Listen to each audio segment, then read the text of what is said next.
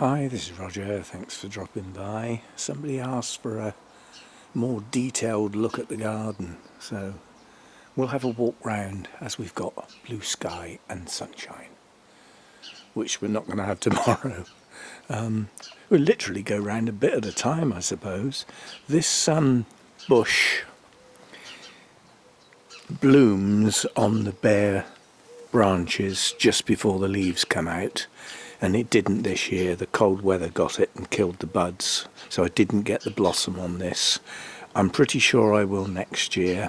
This has been trimmed to hopefully bush out because it's a bit bare at the top.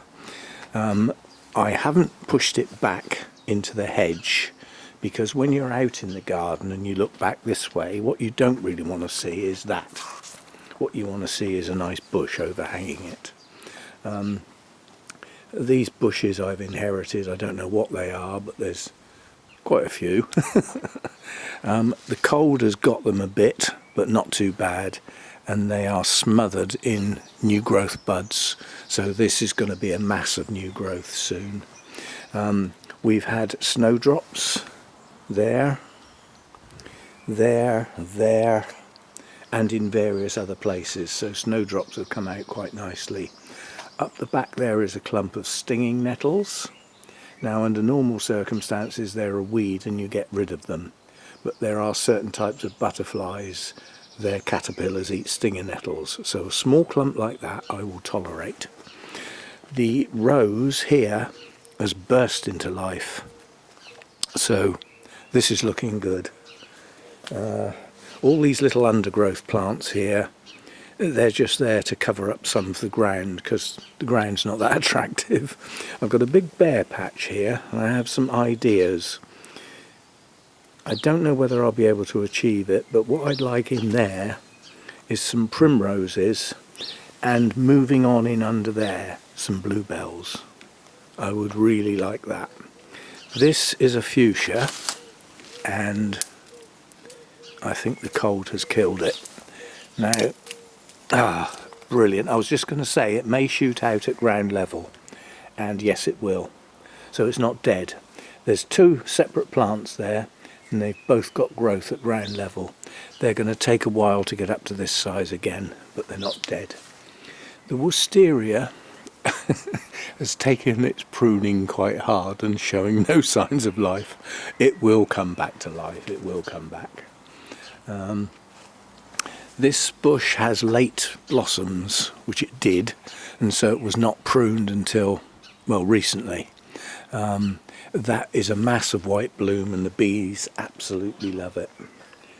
And then down below here, this is Californian lilac. This is going to be in bloom soon. Purpley coloured blooms, and again the bees absolutely love it. Ivy has taken over these beds, and quite honestly I can't be doing with trying to get rid of it. A huge big clump of snowdrops there and through there. Those were just a couple last year, so they've clumped up nicely, and some more through here. Another rose here that's come back to life, that's looking good. Yeah, and then coming over here, the hebes are lost. -6, -7, these are not tolerant of those temperatures, so those have died. I don't believe they will come back from the ground. These were pruned quite hard here. This is a mass of new growth, as is this. And all I've got to do with this sort of thing and this sort of thing is keep it in check. The large hack of that lot along the top there is not showing signs of regrowth yet, but I'm sure it will. Give it time. My Acer here in the corner is coming into leaf now. This is a beautiful tree and it fills up that space really nicely, so that's going nowhere, that just stays there. I'm not even going to prune it, I'm going to let it get bigger. So that's that. Over the back there is a camellia. These are specifically grown in the UK to come into bloom as the last of the hard frosts come, and they kill the blossom. Luckily there's still some buds. Right, coming on round here.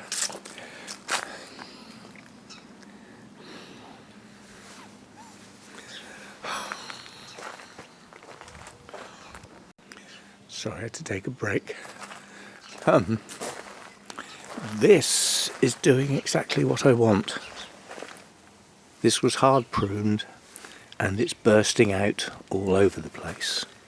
And that's exactly what I wanted.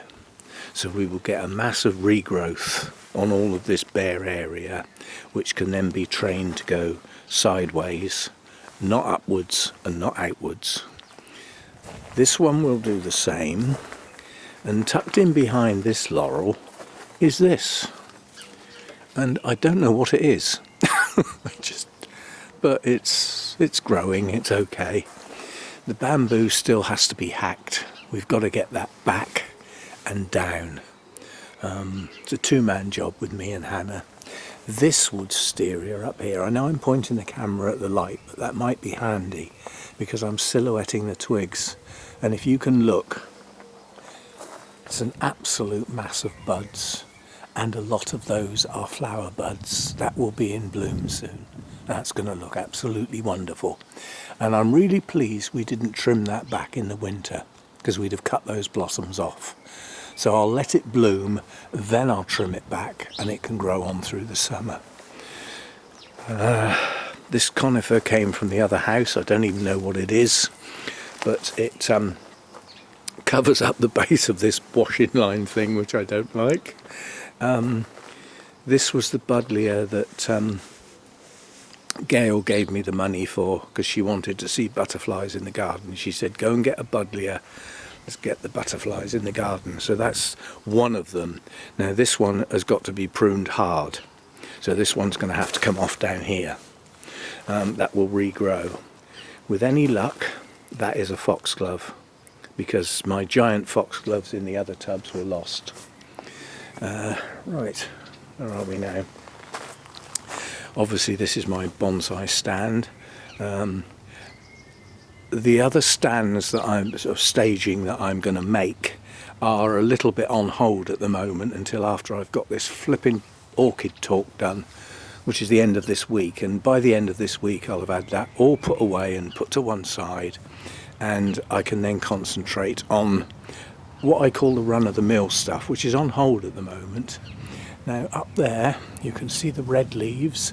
That is an acer that was totally buried in undergrowth last year. It was only because a little bit was poking out I even realised I had an acer, and it's a good sized tree. Now that branch that comes right across it is the spiky stuff that I've got to cut down, and I cut a piece off and it got tangled up in the acer and I couldn't pull it out, so it just died where it is. We've got a palm here, some sort of palm tree, and coming round here, this is a rosemary. Once this is finished blooming, because the bees like this, then that will be cut back, because otherwise they get all woody and straggly. And that little bush there I thought was dead. I thought that died in the drought, but it's come back, and I'm going to let that grow as vigorous as it possibly can to fill up that gap, because that's an ugly corner, a really ugly corner. Then all of this spiky stuff has still got to be cut down. That's got to be brought down to sort of that level, and that's a job for some time this year. But I've had my inspection now, so I don't care. Table's been brought round here and plonked in front of the bench. That was for show, for the lady with the camera. But it actually works quite well, because it's quite nice to come and sit out here with a glass of wine in the afternoon when it's in the sun. And because this garden is so sheltered, it really is. There's virtually no wind even when it's breezy. So yeah, that's about it. Whatever this is, Cotoneaster, which I hacked, that's come back into growth. This is another fuchsia, which I suspect, yeah, that's gone. Too cold for things like that. But again, it might shoot out from the ground. But to give it half a chance, I'm going to have to get all these weeds out. Dandelions might look attractive, but they are weeds and they're invasive. And as far as the ground is concerned, I really have got to get on top of the weeds this year, because they spoil the look of the gravel. So that's it. And then in here are two more buddleias that are they're putting on new growth, they're okay, and they've got to be put in something like that, tubs of that sort of size, so that they can grow on. So there we go, that's where we are with the garden. The tree is still yet to be dealt with. That needs taking off about there, about 1.5 meters below that major cluster up there, because if it's not dealt with, you can see the angle it's at now. One day in a storm it will go over. The agents have been told it's no longer my problem. If it goes over and destroys the fence, rips up the decking, destroys this shed and next door's shed and the fence, they were told. So I'm washing my hands of it. So there we go, that's a sort of look round the garden. When the sun's out it looks quite nice. Now the shed is tatty, but I've been given permission to coat it up as long as I use the same colour, forest green. So I will do that section of fence and the shed, do all the bare bits a couple of coats, and then do the whole thing a couple of coats.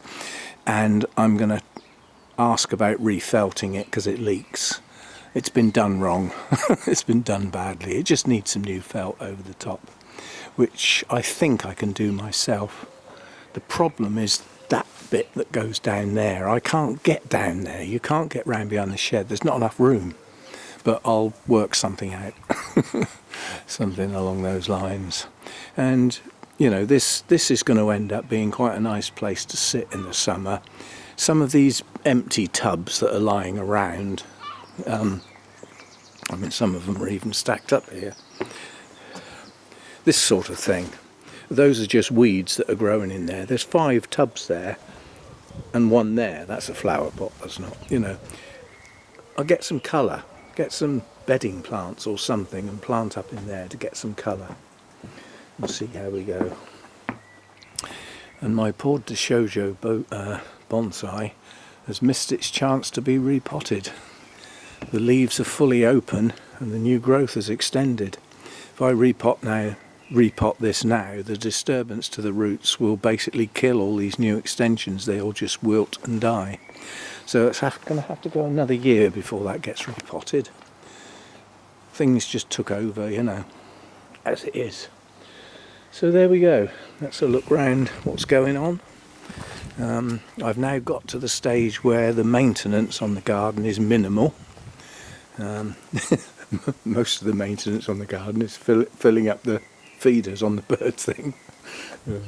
But the bonsai will look an awful lot better when I get the rest of the staging built, and they can be spread out so that they've got their own space and are not just a gaggle, which is what they are now. So there we go. That was a requested video, was to have a look round, see what's going on in the garden. And well, there you go. See you next time.